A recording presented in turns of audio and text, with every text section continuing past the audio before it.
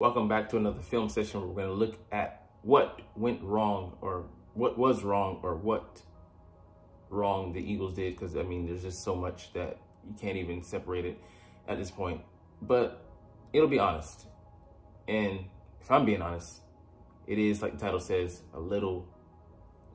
pretty depressing. What's up? It's your boy Centron coming back at you with another analysis video. And I kid you not, that's the real name.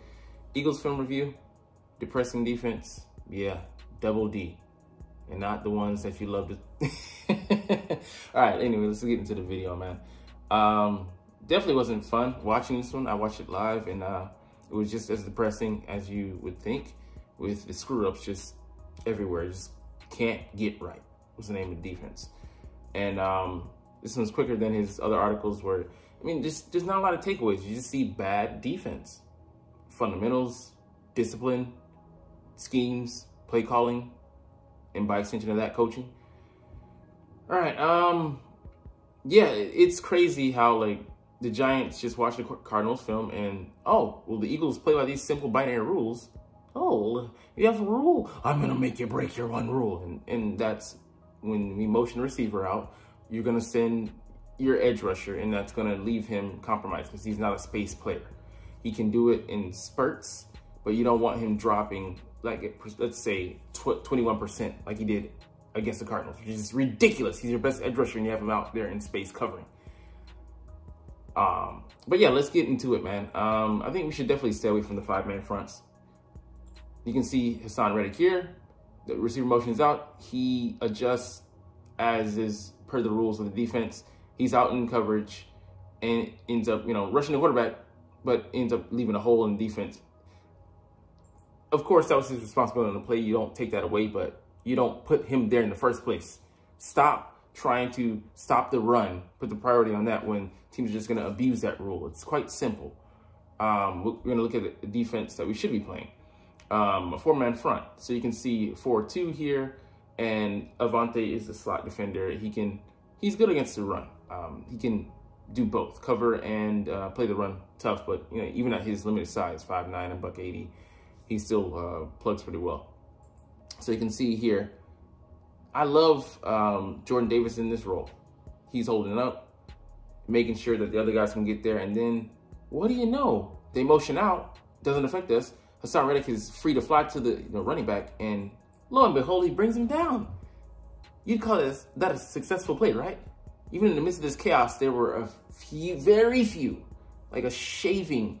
Like if you shaved off, the skin of the potato, that's about it of what you had by way of positive plays out there for the Eagles. But they were out there, and it's sad to be saying this. It was a semblance of what we can be as a defense, and it's sad because we showed much better earlier in the season, obviously. But that defensive coordinator, they're not bringing him back because Nick Sirianni was asked that question. He shot it down.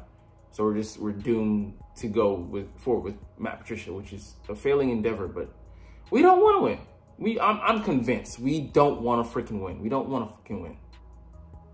And if that's what you put out there, I'm not gonna blame you.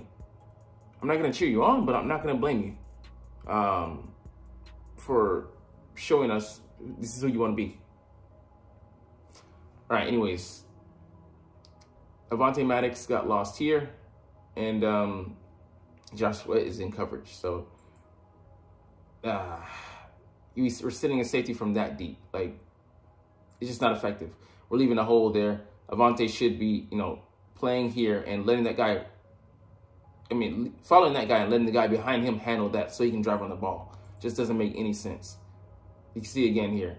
The safety is like beyond 10 yards deep. What is he going to do? Unless it's a long, slow developing play like the Eagles run on offense, he's not going to get there. So it's just a wasted usage of a player that can be used in coverage. All right. Jalen Carter, look at this beautiful rush here. And it's wasted by these efforts.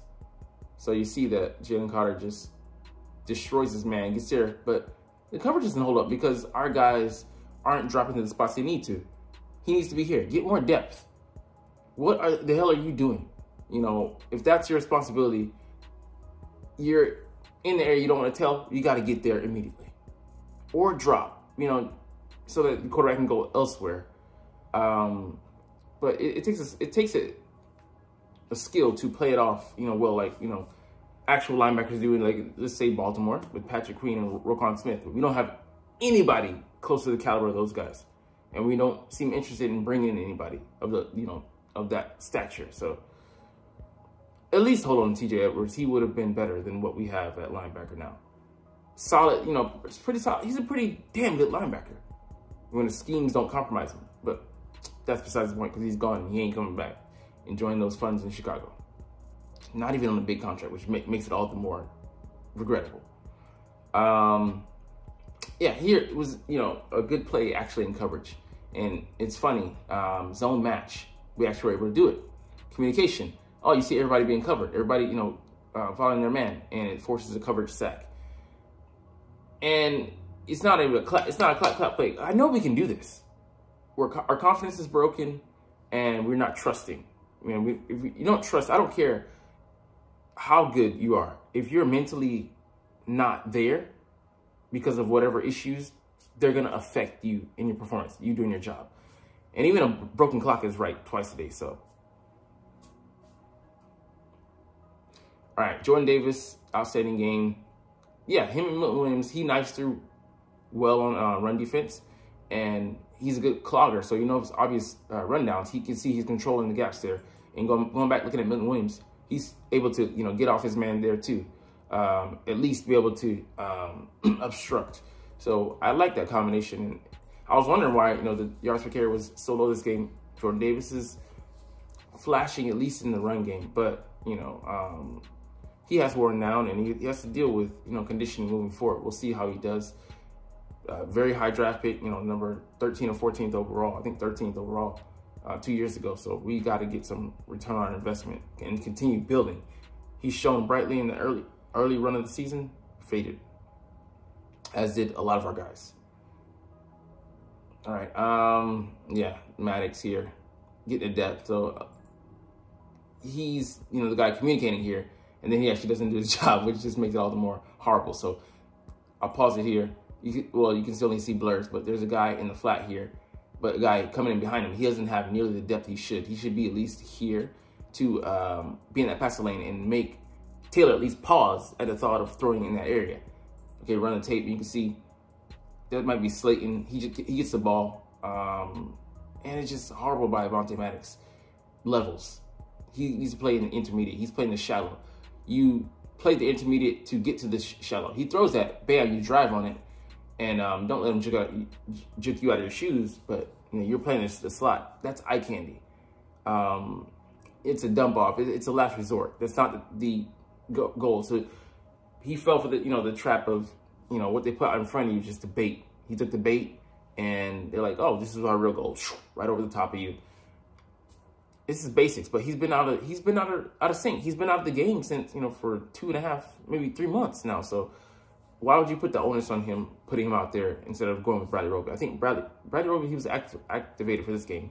He had a horrible missed tackle as well. He threw his shoulder again, like he kind of did into Dak. I'm like, what the fuck are you doing, man? Like, that just pissed me off. But yeah, Reed and Blankenship here, I just think it's a bad play call. Like, yes, they're having guys pull across the board, whatever, but putting him in space against a guy like Saquon, you take that any day of the fucking week if you're the Giants offense. Like, that's just, he has a running head of steam. And he's not a small guy to bring down. So you want one of your bigger edge defenders on that. You want, you know, that's when you want Josh Sweat or Hassan Reddick being flexed out, being able to get to that guy. So they put him in a bad position there. What the hell? Yeah, he's not an edge guy. You know, he's good and he's solid in coverage, and he's good at run support. But that's a whole different thing. You know, with the angle of attack they're coming at him with. And yeah, this is just fundamentals. Like, you can see here, 2 guys coming out. I think it's Bradbury, and then Cunningham flying in. Rein in your tackle. You see, there's another guy in the area. He's going to be there, right? Why are you trying to make the tackle solo? So it just shows that, like, we are out of sync. We're not playing defense together. We're playing as individuals, and that's going to get you beat individually, and then someone else has to come and clean up. So Byard has to come out and save the touchdown, and he's not even able to get there in time to push him out earlier. But just, you look atrocious as a unit, as a synchronized unit. It's supposed to be. Yeah, the wheel route. So Morrow here, yeah, he's bad in pass coverage. I'll admit that. He doesn't do his job in getting to where he needs to be, if that's him supposed to be covering him. But Nolan Smith has to fight through the trash here. Well-designed routes. They made him have to go around, and he's not able to. Yeah, he takes a bit of a horrible angle as well, but just overplayed. If that's where Morrow's supposed to be, horrible responsibility late and dragging your feet. You're supposed to pass it off. You got to communicate that. So I don't know what the hell was going on there, but an awful execution. But I mean, yeah, the defensive play caller for that as well. I'd rather have somebody hurt inside than do outside, because outside is where you don't want someone getting to. Inside, at least you have help coming from somewhere, different angles, locations, levels of the field. And, you know, we love to play zone coverage box 4-over-3 or 3-over-2, but the execution here, lack of communication. Like, what in the hell are you doing out here? You just let your guy go. There are other guys there.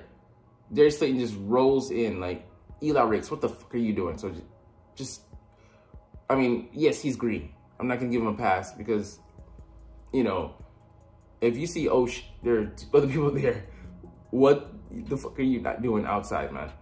But yeah, what do I expect? Different terminology, you know, different verbiage, you know, different expectations, different coaching that you're getting on how to do things when you've had, you know, someone else telling you to do the opposite, or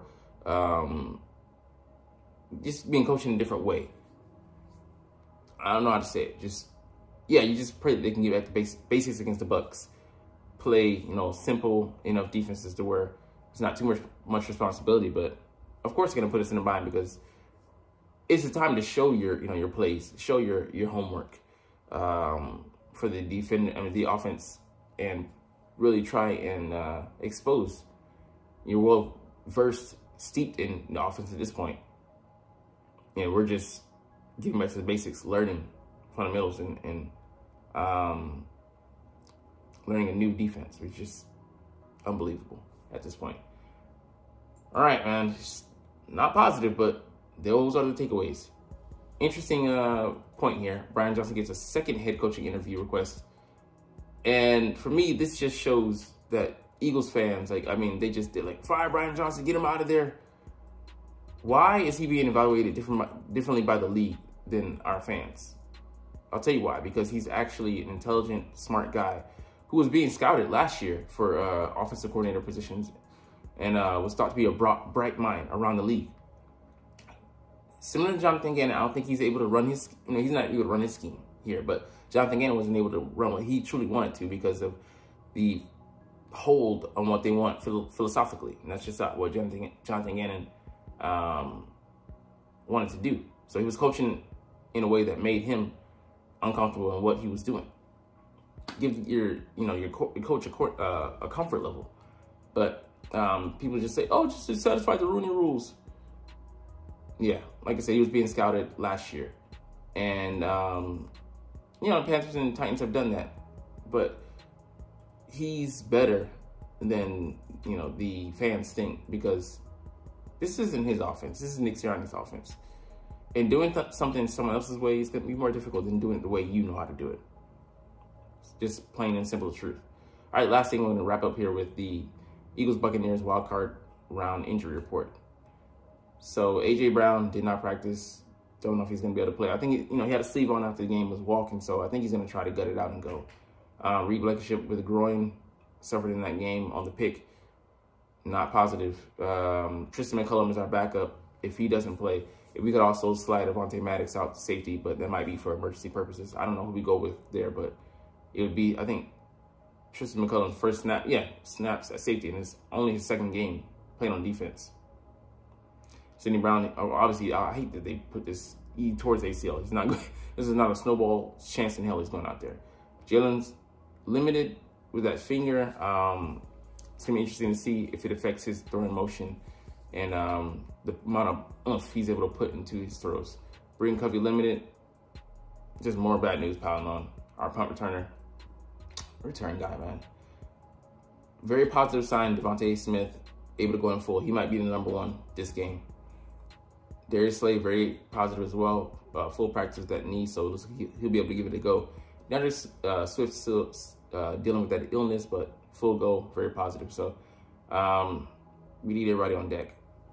Baker Mayfield, ankle, ribs, did not practice. Interesting. Tristan Wirfs did not practice with the illness, but I believe he'll be out there, but he might be compromised to some degree, but it might not matter because we haven't gotten a sack from an edge rusher in the last 4, 5, 6 games or so. Ridiculous. Anyways, we're going to get up out of here on that note. Yeah. Positive, negative, bad, good, winning, losing. I'm going to be here to talk about these Eagles because I love doing so, and I love making these videos. So we're going to chunk deuces, but as always, it's fly, Eagles, fly, and let's motherfucking go. Like, comment, share, subscribe if you Thanks for watching. Check me out at Centron Anime, Centron Life, or Centron Laughs, or other social media.